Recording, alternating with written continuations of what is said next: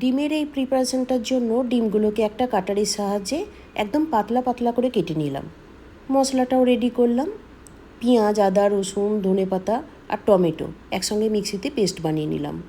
কড়াতে তেলের মধ্যে পেঁয়াজ আর গোটা জিরে একসঙ্গে ভালো করে ভাজলাম। ভাজা হয়ে গেলে মশলার পেস্টটা ঢেলে দিলাম। তারপর ওর মধ্যে অল্প মশলা ধোয়ার জল, হলুদ গুঁড়ো, লঙ্কা গুঁড়ো, অল্প ধনে গুঁড়ো, হাফ চামচ রঙের জন্য কাশ্মীরি রেড চিলি পাউডার দিয়ে ভালো করে মিশিয়ে ঢাকা দিয়ে মিনিট 5 রান্না করলাম।